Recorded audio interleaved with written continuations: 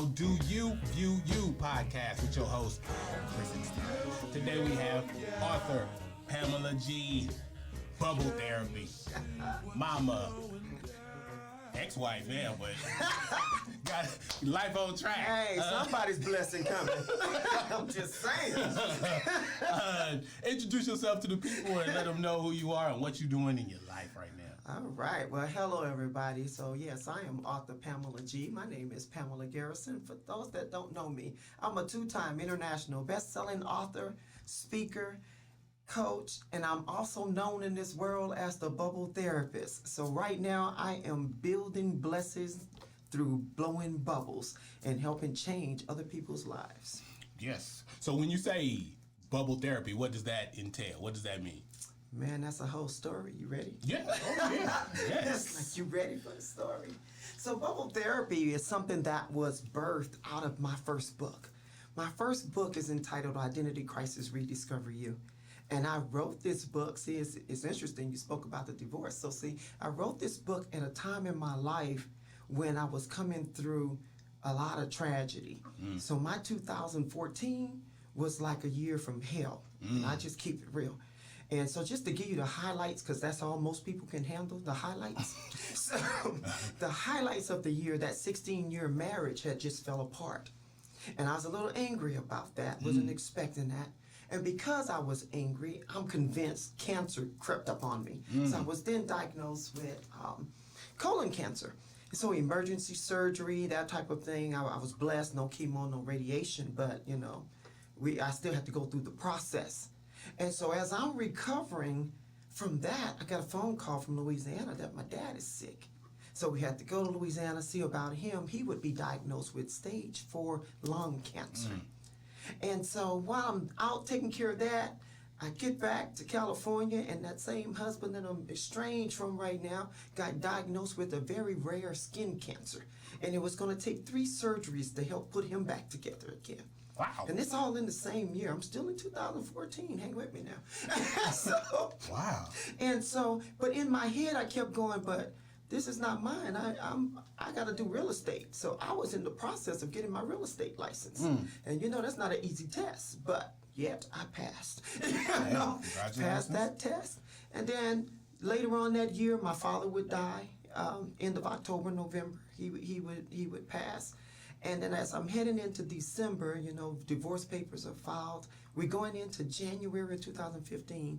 My bonus daughter, then she would be diagnosed with AML, acute myeloid leukemia, which is a fast-moving cancer. And a year and a half later, she would die. So This was my life. This is what it was looking like. Everything was spiraling out of control. And I was very angry about it. Because, you know, I'm a woman of God. I'm praying. I'm like, Lord, what is this? Yeah, wow. Right? What is all of this? And what is my takeaway? But I knew I was angry. And I said, you know what? I can't live like this. And so I was reminded of a time when I needed to release anger from me. So it's a story within a story. One of the kids came, one of them family get-togethers. You know how we used to do it. Everybody come into the house. And I didn't have everything I need. I was one of the women always busy, running around. Got to make this right, got to make that right, make this one happy, and do all of these different things. And just frustrated and, you know, filled with anxiety. And one of the kids came and said, Mom, blow bubbles. And I'm looking at this bottle like this is another chore. I don't want to blow bubbles. I don't want to do this. And so blow bubbles. And so, you know, when you get a group of kids around and you're talking about blowing bubbles, okay, you better make something happen. So I took out the little stick and I went to blow these bubbles and nothing came out the stick. And I'm looking at this stick going, I've never had a defective bottle of bubbles. Now, something's wrong with this stick, you know, because this is not working. You know, and I tried it again and it wasn't working. But that is the moment. I had a pivotal moment right there. You can't blow bubbles angry. You have to stop and pause. Really take that deep breath. Calm yourself down and slowly breathe out to get the little bubbles through the ring. And so to get to your bubbles, and that's physical bubbles and bubbles of life. See, that's what bubble therapy is. See, we put a double meaning on it. You can blow it out still, same technique. In order to get to your bubbles of life, to get your joy, your peace, your happiness back, you got to stop, pause, take that deep breath, slowly breathe out so that you can make better decisions. So that's what I go around telling the world and everybody that would listen. That's a powerful little lesson, that's though. bubble therapy. Yeah. That's bubble therapy. And it's true. I mean, I don't know if I was ever mad, but I know if you too fast blowing the bubbles, you'll end up with a lot of bubble stuff on your face. You wrote the book after that epiphany, or you wrote the... Actually, I wrote what happened was I put in the book, I talked about Identity Crisis Rediscovery You is all about going back and finding yourself and looking at how did you get where you are, and then what are you going to do to turn your life around to get where you need to be. And I talk about myself, my life, and how I looked back to see that, you know, I was really my mother's or my parents' child. I say that in the book. I was their child. I went back over my timeline. And then I became somebody's girlfriend, you know? And then I became somebody's mama before I became a woman. Wow. You know?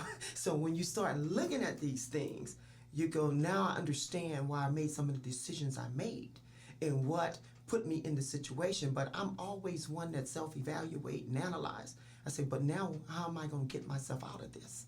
How am I going to make better decisions so I can have a better tomorrow? And so in the book, I started giving techniques. I noticed that I had a pattern. There were certain things that I did in order to help me overcome tragedy, because that wasn't my first rodeo. And so I started writing those things down. And one of the things I said is, I blow bubbles. It always brings me joy. And so when people read that, they was like, well, what's she talking about? Bubbles. You talking about what the kids do? You talking about, you know? Yeah. And so, which led me to the second book. So I wrote the second book to explain just the one chapter from the first book. From the first book? Wow. So I wrote a whole book, Bubble Solutions. And so that one goes in to tell you, again, because I said in my speaking, I talked about my 2014 so that I can help people understand the level of angry and anxiety I had going on. Yeah. And so I can show them how resilient and how you come out. Because to look at me now, you never know I went through it. I'm just saying. It's I happy look all the like time, what man. I've been through. So something in them bubbles, I'm just saying. So in my speaking, and I have traveled, I've been to Harvard, I've been to New York, Teachable, and I told this bubble story, and I'm looking forward to the TED Talk, right? Yeah. Just to bring that, just that change of mindset. I love shifting mindsets. Yes. And so I wrote the second book because I was like, wait a minute, the story you're telling is not the story that's in the first book. See, the first book is all about how do I rediscover myself. Yeah. And it was a look back of how did you get here, going over your timeline. And then it's that part of that therapy that makes you look at your life and then go, now what am I going to do? What am I going to do? And then I realized I had some issues. Like, I used to look in the mirror and I didn't like the reflection. And see, now I'll tell you, and you'd be amazed at how many women go through that. We was just talking about that earlier. Yeah. You'd be amazed. And so I would look, I didn't like my reflection, but I started working on that. And every day I would stand in that mirror and tell myself I'm gorgeous. And I said, and not only, because that's how my mind worked, not only am I going to say I'm gorgeous, everybody else going to call me gorgeous. How can I make that happen so they can just confirm and reaffirm this thing that I'm saying That to I myself? already know. Yeah. And so I'm sitting there thinking, you know what? We're in an age where everybody's asking me for my email address. So my email address is gorgeousgarrison@gmail. And so when they go, what's your email address? I say Gorgeous Garrison, and then they got to pause and they look and they go, yes, you are. I said, thank you. You won. You really got it. So when you were talking earlier about how your roles have changed from, somebody's child to somebody's, girlfriend to somebody's mama before you became a woman, are those bad things, or should you have became, you got to be somebody's child first. Well, you got to be somebody's child first, but I believe that you should become a woman or know yourself. Get your bearings, your footings before you take on other roles. So in my life, I was always called by my kids, that's so-and-so's mama, and I used to tell them, don't introduce me like that. No, that's how I became Auntie Pam. Or that's how I became, this is my mama Pam. But don't you say, oh, this is my mama. because I was a person before I was your mother. There was a plan for my life before I birthed you. So why should my identity, see, as a woman is always expected to change her identity, especially when she get married. We are expected to take the identity of our mate, of our spouse. So when you're in relationships, you are expected to take on that identity. So as a mother, I became, I'm their mother, which rightfully so. But I had Darnell, most of you know my son, Darnell. I was 15. I didn't know that. See, I know, a lot of people don't know that. I didn't know that. That's why I look like his girlfriend. But anyway. But I was a teen myself, and that's what I'm talking about. I hadn't discovered who I was, my likes, my dislikes. Do I like, the dishwasher? You know what I mean? I hadn't discovered things that I like to do with my life, I was a person who did the things that kept the peace. Whatever kept the peace, I was happy to do. It's not necessarily that I enjoyed it, it's that it kept peace. I didn't like number one chaos around me. So if this was going to keep the peace, then this is what we were going to do. But I don't care who you are, you still going to have to come back and deal with the person in the mirror. So here I am all these years later, and when this last fall hit me, I was like, no, it's no running now. You're going to have to deal with the woman in the mirror. Because one thing, I'm twice divorced, and I'm very open about my life. I'm twice divorced, and I said, the one thing that is the common denominator between both marriages is me. See, that's the truths I hit myself with. Like, that hurt. So what is it about you that get yourself in these situations? Because I'm willing to be accountable for me and my actions. But you still have to know what it was. I have to know what it is. So which is why we went through the whole identity crisis, rediscover you. So now let's go back and see what it is you did, why you keep doing these patterns. That's deep. That type of thing. People ain't ready to do that. No, they don't be ready for the truth because you got to deal with you. You got to deal with that person in the mirror. Can't blame anybody else, but nobody's ready for that. That's deep. Yeah, so that was the common denominator. So it's like, all right, okay. So how did you come to that, and then how did you deal with it? How did you come to the point where you was like, this is the common denominator, let me fix it, and how did you fix? Well, basically, like I said, I'm on a mission to rediscover the things that I like to do. And now I no longer compromise. Now I don't care about keeping your peace. I care about my peace. What brings me peace and joy? What's going to bring me satisfaction? See, that's the switch. See, because before I did things to keep the peace. So which meant I put everything and everybody else before me. Before you? Before my comfort, before anything. Because I wanted to keep that peace. That peace was more important than me. But after that last bout, when I got diagnosed with cancer, the one thing I even said it to my spouse, I said, you know what? This is no longer about you and us. This is about me and the life I want to live. And I'm not going out like that. So I have to do some work on me. And I decided that all the love that I have been pouring out on everything and everybody, I was in a crisis. I needed me more than anything else around me. And if that disrupted other people's peace, so be it. They wasn't worthy of my friendship. Got you. Because now you really don't care about me. Honestly, and I can plainly see you don't. Yep. And so that's those tough choices. Sometimes you have to release people. That's hard. It's hard, but when you look at it like this, am I willing to die for you? See, life or death. So when you put it that simple, it's just that simple. To love you means I'm going to kill me, whether that's going to be fast or slow, but it's slowly or fastly killing me. I choose life. I want to live. So therefore, I release you so that I can be free. Yeah. And so that's, so when you really want to see a change, then you're going to take some actions to bring about change. Damn. Yeah. That's very true. That's how that happened. And it's like, okay, we're better. And here I am today. Yeah. Life is good. So the people that you release, do they ever come back? Yeah. I mean, if they change, if they change with... You know what? Even if they don't change, because here's the thing, I have changed. So see, now I no longer respond to whatever you do and whatever you're putting out. Huh. So I can have a friendship with you now without sacrificing me. That's the... Okay, I got you. See, because now I'm very much self-aware and my whole mindset have shifted and I'm my priority. So regardless of what you're doing, whether you're doing the same thing, and I always say this to any couple, or any relationship, when you start changing, one or two things is going to happen.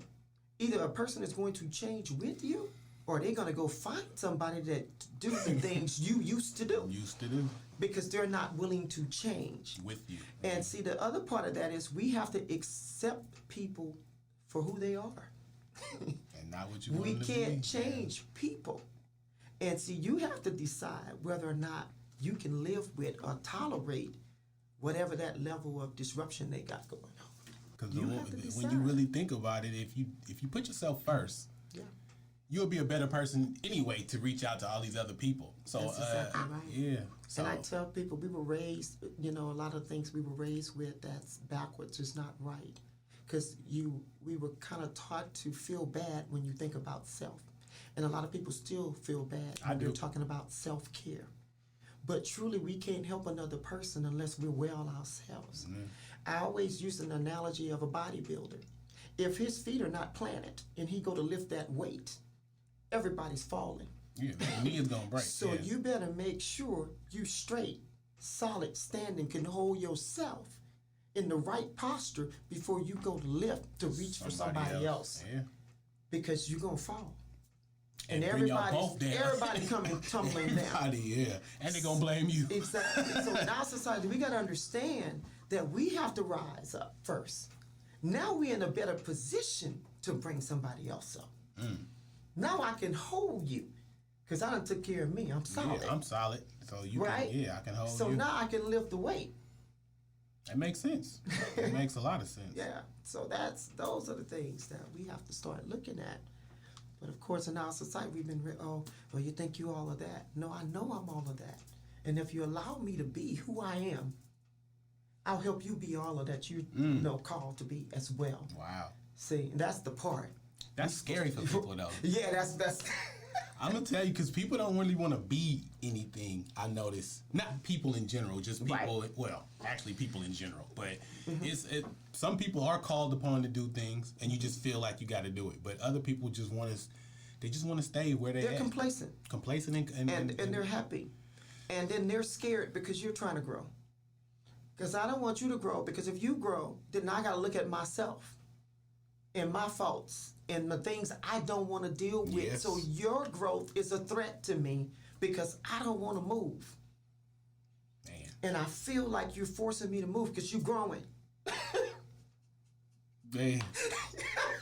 And they will talk to you like it's your fault, too. And it's your fault. Yeah. Because you're messing with my comfort zone.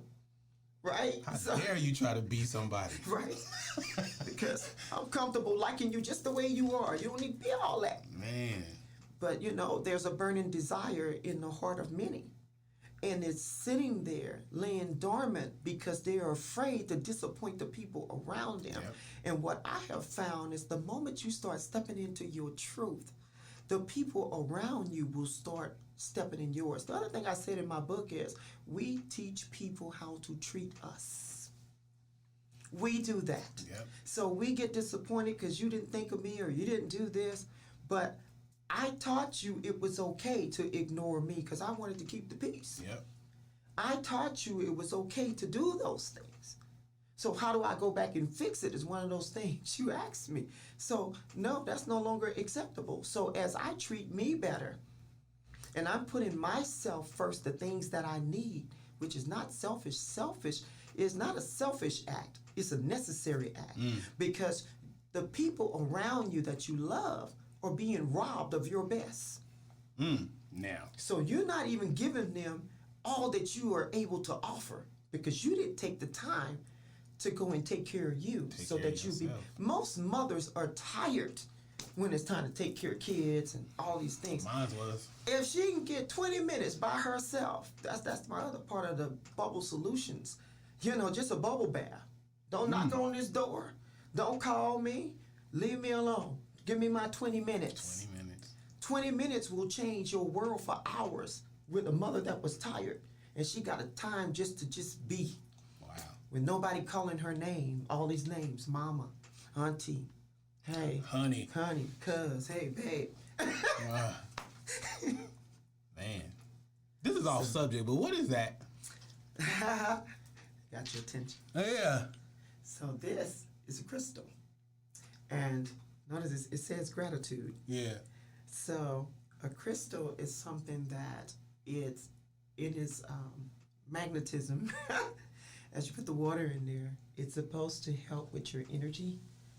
And as you're thinking about gratitude and things that you're happy for, so I'm taking a sip of gratitude and see a sip of gratitude. The vibrations from the crystal and all that, it helps to nourish the body. Is that your creation? No. Oh, okay. So is there like a gratitude? There's a gratitude, and then the other one I saw, because this is not crystal, this is rose. This is the rose crystal. There's an amethyst. And the amethyst, it has a different purpose. So yeah. I'm just starting to learn this stuff. So well, amethyst I know is purple. So right, I know that's it's a purple one, and I think it also helps with your energy and something else. And you know, I'll give Amazon these shout outs because that's where I got it from. And I actually saw somebody else with it. I said, what's that? Same thing you did. I said, what is that? I want one that's pretty. Gratitude. But then gratitude. And so, you know, I've talked to a few people who are studying crystals and just natural healing, just ways to naturally heal. And if we stay in an attitude of gratitude, that's why I'm always saying that, being thankful, just that attitude of gratitude, being thankful for all, just little things, it helps your body flow. I think so. Because remember, I said I was angry. Cancer crept upon me. So when you hold in all those negative emotions, it has to go somewhere. And so if you're a person that's not yelling all the time or cuss you out and whatever, and you just sitting there stewing in your anger and you're not saying anything, that stuff have to go somewhere. So it's internalizing. Yeah. And it's toxic and it's growing in your body. So I learned, that's what I said. I said, I'm not a scientist. I'm not a doctor. It's just certain things I know. By the Spirit of the Lord. I'm just really just that simple. Before you know what's politically correct to say, there's things that you will feel in your heart that you know right from wrong, period. And I knew that I was angry. And I said, no, cancer done crept up on me. Oh, no, that got to go. And I told the doctor, so no, return to sender. This is not mine. I don't receive you. This was not on my list of things to do. This was not, you know how you're mapping out your year? No, cancer was not on the list. Not on the list. And I told them, they thought I was joking. I told it to the doctors. I was like, no, this is not mine. I understand how I got here, but it has to go. And so he's in there and they're giving me this consultation and telling me what they found and what, we're going to have to do this emergency surgery and, we're going to have to do all of these things. And he told me his wins and he told me his losses, how many times he did the surgery. And he said, good luck on your surgery tomorrow. And I just looked at him. I said, luck will have absolutely nothing to do with my surgery tomorrow. I said, I need you to go home and get your rest because you're operating on this body. Once again, this cancer does not belong to me. It is trespassing. It is trying to take up residence in a place in which it does not belong. God damn. I say, so you need to go home and get your rest because, see, I'm on your win side, and I need you to bring your A game when you get this out of me because this ain't mine. And then I told him, well, while you at it, can I get a tummy tuck? Since you're in there. So when I wake up, I'm just, summer ready. Man. He looked at me like, is she for real? My family looking like, she's serious She's right serious. now. You better do it. Because when I was in there, I didn't tell people. I did not put it out on social media. Yeah. I called people who had like-minded faith. I told my kids, if you're coming up here crying, don't come. You done already wrote me off. You speaking death over me. Don't come up here because this is not that kind of party. I am a strong believer of your words. Your words have power and your words shape your life. and you're not going to kill me off before this doctor can go home and get his rest. Yeah. he coming back, and he going to handle his business.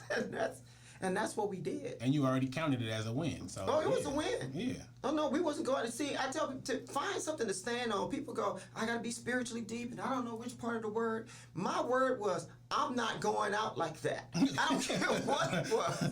And I know Bible, but all I knew was, no, Lord, this not mine. Return the sender. I don't know how it got here. They got the wrong address. To put this package back in the mail because this don't belong to me. I don't accept it. I'm not receiving it. No, I'm not in denial. I hear what you're saying. So I understand that there are some steps that you got to take in order to make this right. All I'm saying is make it right because right now it's very wrong. It's wrong. Yeah. And I'm not going out like that. Man. I haven't done the things that I'm called to do. So it's not my time. It's not my season. And you're not going to throw this curveball at me because it's not mine. Man, yeah. And I felt very strongly about it. I can tell. I wasn't even there. Right. I wanted to see his face. So I signed up for your bubble therapy talk, but the COVID slapped everybody in the face. Yeah. What was that going to entail? Was that, or you don't want to say until you actually have it? Like I said, I'm very open. So just like I do the Bubble Talk Lives on social media, I thought, that's, like everybody's doing now, social media, and it's, I'm a people person, and I prefer to be in the audience or be around the people that I'm speaking to.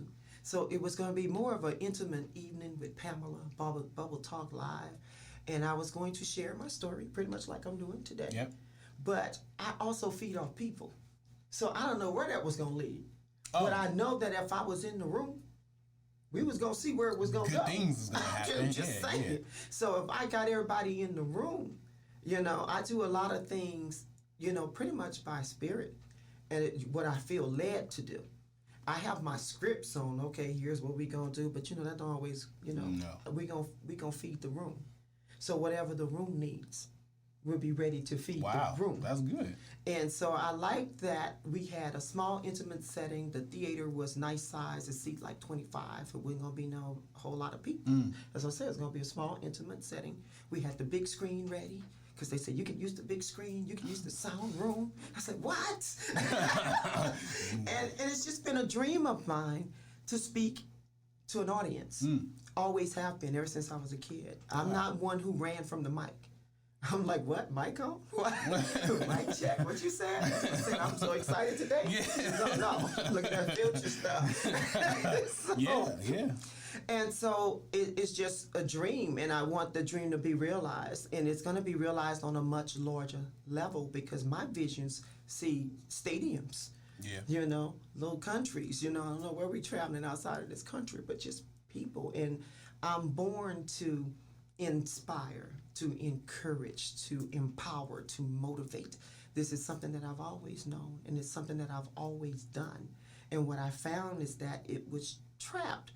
And I'll put it that way because, like I said, when I went through the whole Rediscovery Youth thing, one of the things I told my family is that this gift was never meant to just be for you guys. It is meant to share with the multitudes, to share it with the world in all different backgrounds and nationality, creed, color, all of that. Definitely. Because everybody needs motivation. And so when the revelation, like I'm telling you, bubble therapy, just blowing bubbles, that took a life of its own. So when I tell you spirit-led, that's the thing. Out of everything I wrote, everybody came back and said, I want to know about those bubbles. It's not that I want to talk about bubbles. That's what... I got this deep message, change your life, go figure out your timeline. And no, everybody said, I want, what's this bubble thing? Bubble, yeah. Well, because it makes sense. When you say that you cannot blow bubbles angry, your lips won't even purse the right way. It makes so much sense. That's it's a simple thing that was profound. Exactly. To me, at least. That's why I bought the T-shirt. And that's exactly right. And that's the scripture God gave me. Wow. You take the simple things to profound the wise. What? And people will say, yeah, I'm telling you, it's scripture. It's scripture. You over here quoting stuff. What? Take the simple things to profound the wise. And people are going to say, it's a foolish thing. And, and I'm prepared for that. It's a foolish thing, and and especially pick on my sister girls. You know what we look like when we get angry. Yeah. I don't want to blow no bubbles. They ain't gonna blow no bubbles. She lost her mind in my face talking about blow some bubbles. Yeah, I'm talking to you. Yeah, you blow 'em. Because one thing I can say, I was you. You know what I mean? You can't say I don't understand. Oh, girl, I can tell you some stories. To make you understand. Right. Yeah. So I understand, and I can speak to you in terms where you didn't share that thought with nobody else because I've been in your shoes. See, and that's when things get powerful.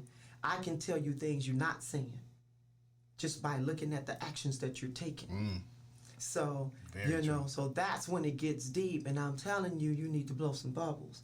Because if not, you're going to end up with heart attack, high blood pressure, all these things that we as a people are known for.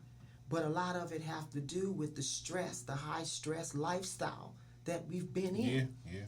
And wrinkles. They give you wrinkles too. Yeah, we don't want those. I noticed you don't have them at all. So so when you online, I noticed it's like a lot of women. Yeah. So dudes blow bubbles? Well, that's why I made that shirt. Real men blow bubbles. Real men blow bubbles. Say. That was to talk to my brothers. Yeah. Excuse me.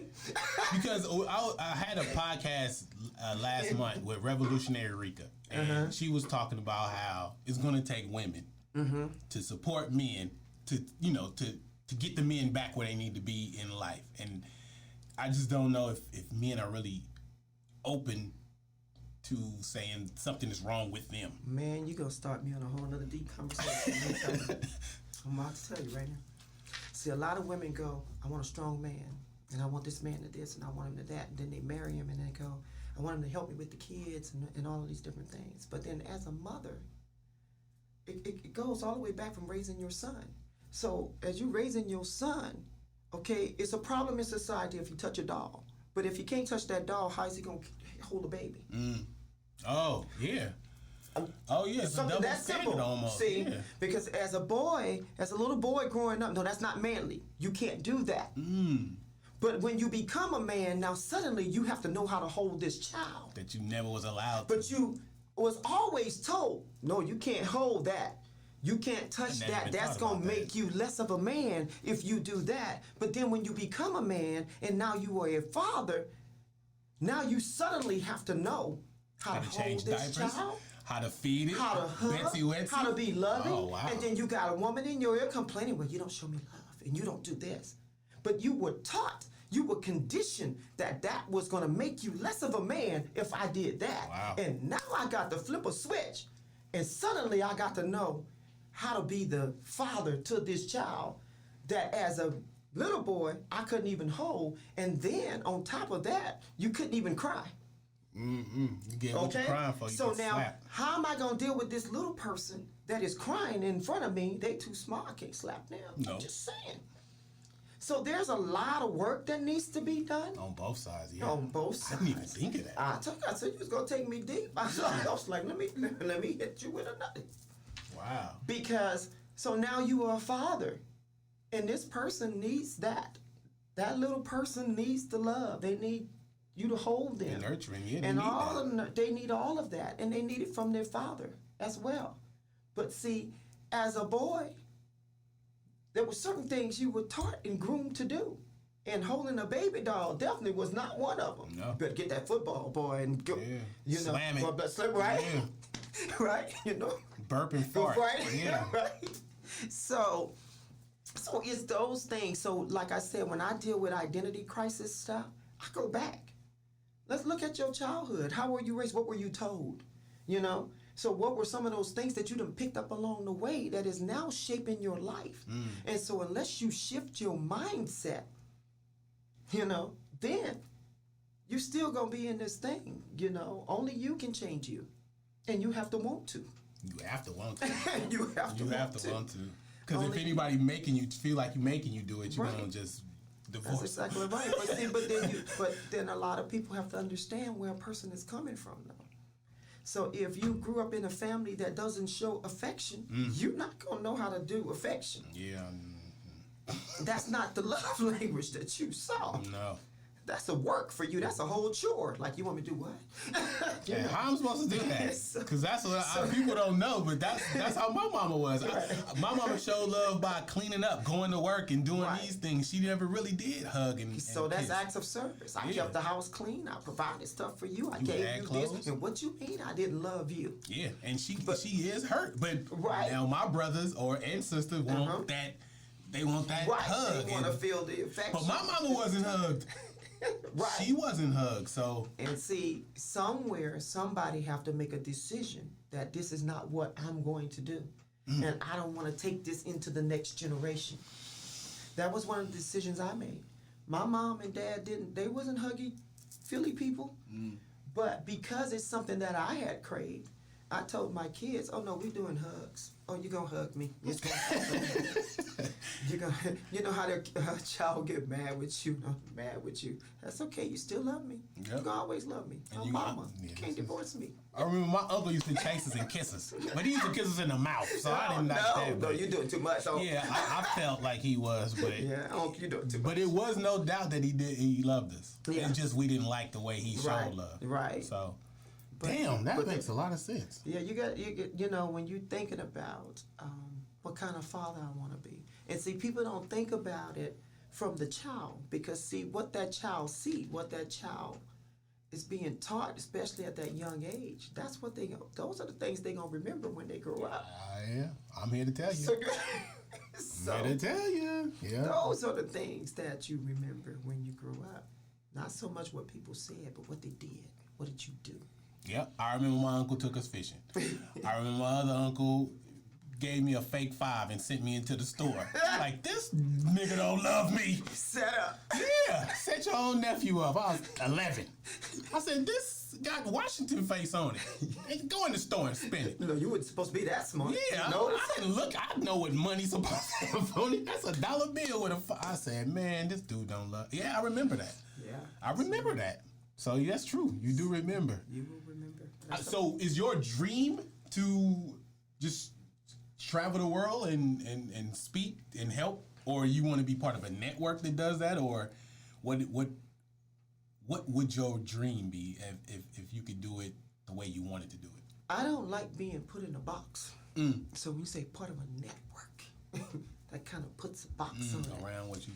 Right. So I can work with a network, be in a network, but I don't want to be just restrained to that one avenue. So when you say speak, my mindset is, yes, we can network here and I can network there. And yes, I want to talk to the whole world, anybody that want to listen. And, that's what that looks like to me. And I don't care if it's 2 or 20,000. Yeah. You know what I mean? It's who needs the message and whose life is it going to impact. My goal is to impact lives and shift mindsets so that you can live your best life possible. See, it's just like that little thought. See, you're going to forever think about now as a child being raised. And because, see, it's a mindset shift. I'm already thinking, I need to hug my nephews. Yes. I need to hug my niece. They need to know what that is. They need to know what that is. And so for me, that mission is wherever my voice is needed. And right now, I can't put that in a box. I can't go that just over here and just over there. And even for our people, I'm a black woman. And the first time that I put out my website, I got phone calls. Well, I don't see us on your website. And that really just threw me because, see, all I saw was bubbles. I didn't see what color the people were. I had somebody design it for me. I no longer have that site, but I start getting phone calls and text messaging like, well, I respect what you're doing, but I don't see us on your website, and that matters in the community. And that kind of just hit me a little hard. I had to think about. So this is where I had to get clear on who I'm serving. Yeah. Because it's not okay for somebody else to put their message on me. No. So if that's your message, then you need to go spread it. But you don't get to change the words that come out of my mouth unless I want you to. Yeah. So I had to get clear that the message that I have is for the multitude. It is for people. It is not for one set of people. even though you cannot erase, I'm a black woman. Yeah. I'm going to be that all day long. Yeah. There's no change in that. So you can't tell me I don't understand, you know. Yeah. So that kind of thing, but you will not put me in that box, you know. So those are the things. That is a form of manipulation. Yes. That is a form of, because I'm thinking about it, it's like, how you going to come and tell me what I need to do that I spent my money on? Right. That is a form of manipulation. And then them kind of people usually don't even buy nothing and don't even participate. That's exactly right. They'll see what you're doing and just say, no. See, there's always critics. And that's what and that was my question. I said, where were you when I was in the process and I needed help? But now that it's out there and you see it, all I'm getting is criticism from you. So I'm good. Thank you for taking the time. But yeah, thank you for looking at it. That just simply means it's not for you. And I'm okay with that. I'm okay with that. How did you become okay with that? Like, how did you like, it's almost like people not liking you. Yeah. And you're like, wait a minute, but I'm awesome. How you don't like me? But how do you go? I'm okay with that. How do you get okay? Because I need to get okay with it. I just finished telling you. I don't care about your peace anymore. I care about that's about mine. I have a peace of mind because I am doing what I'm called to do. I am living my dreams. I am walking in my vision. This is my plan. It is the plan that God has given me. It's a God plan. So if my focus is on the plan and the things that I am supposed to do to impact this life, who are you? It doesn't matter what you say I should be doing to impact. Because you, frankly, I tell people all the time, are you paying my bills? No. Do you want to pay them? Yeah. Even if you wanted to, I gotta like you. I don't know if I want to take your money. Take your money. All money is not good money. Now that's for sure. I'm just saying. So I'm okay with it because I have peace with myself in what I'm doing. Yeah. See, I no longer have that, I got to please you. Because, see, I'd be all over the place. Well, you don't like the website, and this one don't like it, and you don't like the font, so I got to change this. You'd be changing stuff all day long. For nothing. Exactly. And then you don't even recognize it because it's not yours no more. Be wishy-washy like that. Yeah. You know, because everybody has an opinion, and everybody always want to share it. So you got to decide, hey, but what do I represent? And that's what that rediscovering you stuff comes in, doing that work. But what do I represent and what do I want to be known for? Wow. What are people going to remember me for? But if I'm changing everything I do because somebody don't like it, you can always find somebody that don't like it. And it's not you anymore after that. And it's not, exactly. And so now you just gave away the whole vision, you out of order. Yeah, and you're not really keeping your peace. It's not going to go anywhere. Yeah. So you don't have peace. Well, let me put it another way. You have allowed someone to come rob you of your peace. Of your peace. Makes a lot of sense. And your joy. And that's the other thing I'm always saying. I don't give up my joy. You're not worth all of that. I've been down that road. My joy is not based on what people think and what people say. Right? It is based on how I feel internally. You see, I'm a woman who has been through some things, a lot of things. And like I told you, 2014 was just a highlight of 1 year. I'm about to be a blessed 55 next month. So that's just 1 year. Wow. So there's so many books in me. It's so many stories and things that, a lot of people are going to get to. So we talking a book a year for the rest of your life, or I was thinking at least 2 or 3. But here's the other thing now. But see, because I just got oh my God, I'm glad you brought that up. Here's the thing. Because now I want to do the audio anthology. So you might have heard me say that. So I had the pleasure of doing an audio anthology. And I thought that was like one of the best things in the world. I said, we about to flip the script. So I am looking for speakers, storytellers. And that's why I said that. Where my storytellers at? Because I'm looking for storytellers to talk about 40 minutes or so and tell me your story. And so the topic right now is how did you turn your pain into your purpose? So from pain to purpose, we all got a pain to purpose story. And so if you are a person that have a story in you that you need to get out. You're not necessarily a writer, you know? Yeah. You don't want to sit there talking about writing no book, and so many different ways to do books now to blow your mind. But with an audio anthology, you get to speak your truth. And you get to speak your truth with other people that are speaking their truth. And then collaboratively, I'm going to put it together. We got the same topic, and I'm going to put it together, and it's going to be an audio book. So now you can listen, whoever can listen, and they get to hear the chapters. Of people working through the pain. Of people working through the pain. Because, see, I can tell you, you can read my story, but you don't necessarily know my story. But something about when I speak my story, you can hear my pain, and you can hear my truth. I think that's true. Because when I was telling you what I told the doctor, you said, I feel that. Yeah. You knew I was serious about it. Because it's still in there. Yeah, it's still there. I felt it. I knew he was Still like, in there. he was like, I want to sleep right now. And it makes a different impact. So now when you pick up my book and you read that portion of the book, you're going to remember what I said and how I felt. And so see, those two, then they connect. Because you're giving people an experience. They get to experience you on different levels. So you can read about it, but if you hear me speaking my truth, now you got both phases, and the voice is an instrument. Right. You can evoke feelings. You will find that, hey, it's not what I thought. I read it, but I didn't think it was like that. But to hear a person speak it, and then sometimes you read it and you miss parts. Yeah.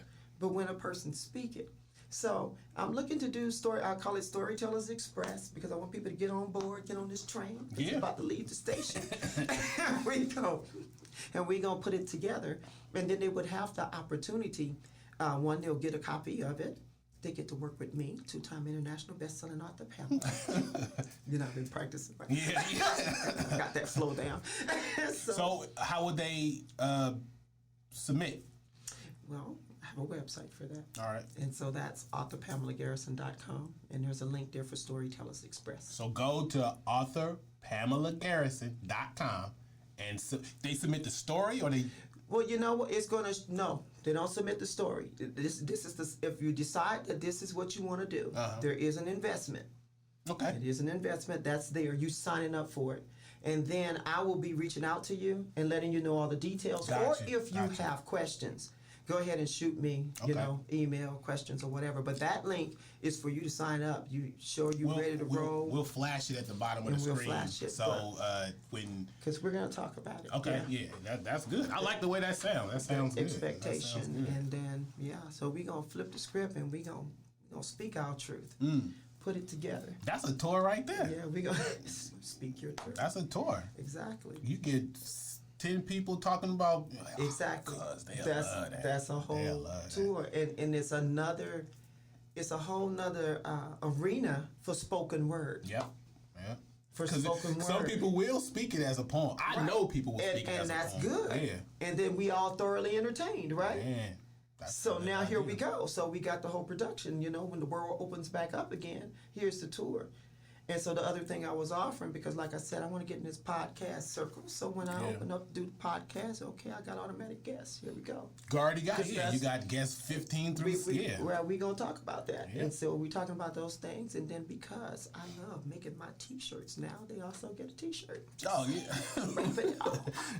That's cool. That's cool. So, and you just let me know, because anything you need to know, we can get you set up. I can set you up at the house. Right. I can tell you exactly what to get or what what needs, and you can have a podcast. You will upload it. It'll tell you everything you need to know. It's not a problem. You can have that. You can have your first one up by the middle of this month. All right. You heard it here first.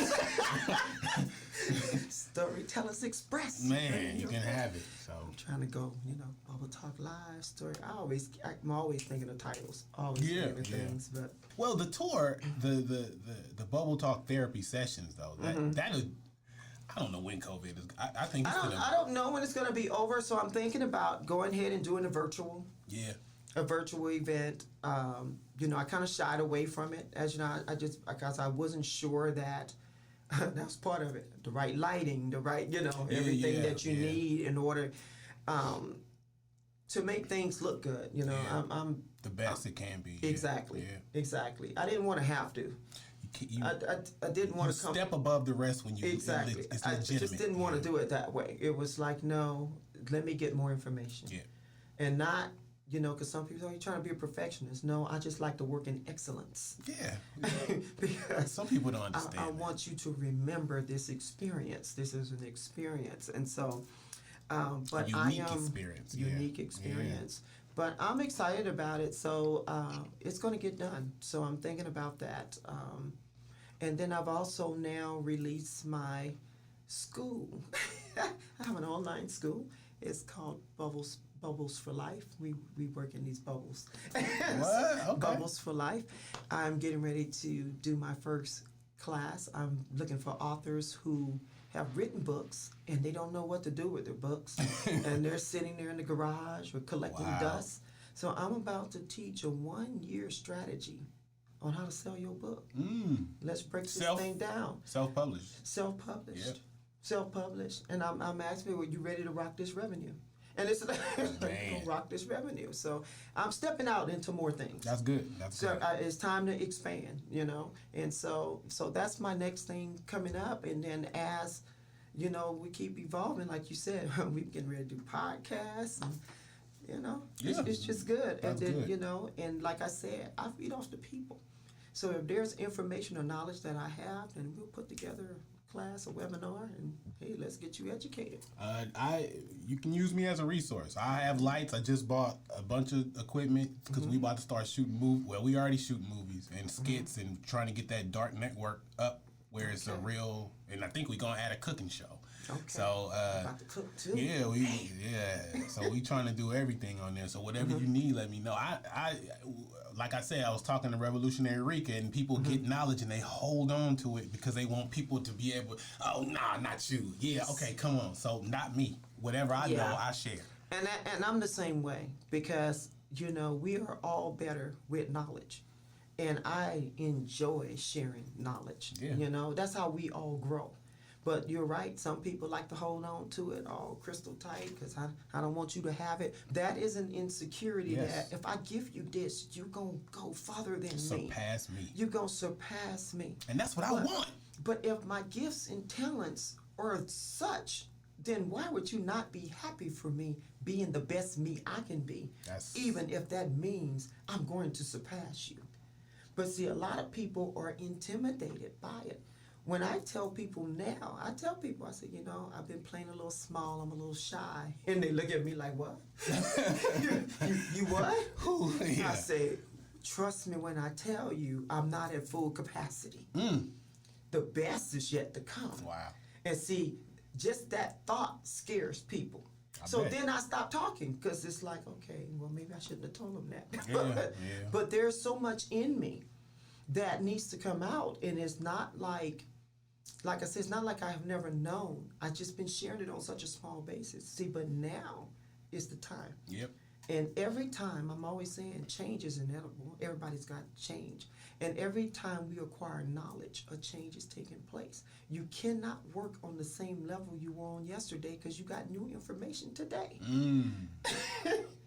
You got new information. And so the more information I get, the better I'm going to be. You have to be better. Yeah. How could you not be better? Yeah. Then if you're not better, then the information you got is faulty, or you just set it somewhere because you refuse to grow. Yeah. But so you faulty is what exactly. the So if information you're walking in the revelation Yeah. that you got, you won't think about what you did yesterday because you now know a new way. And as soon as you know a new way, that's what I want to be. I want to implement. No, we're not going to sit here and think about it, ponder about it, because the old way didn't get you nowhere. Nope. So once you get that tweak and you got that shift, no, I haven't reached because there's so much I don't know and so much I have to learn. Yeah. And as I gain knowledge, then the higher I'm going to go. And the better you get. The That's better that I'm perspective. See, these people don't. So- Yeah, that's good. I like it. So you can get in contact with me. I'm going to encourage people to follow me on Facebook, my Bubble Talk Lives, or find me as Pamela Garrison.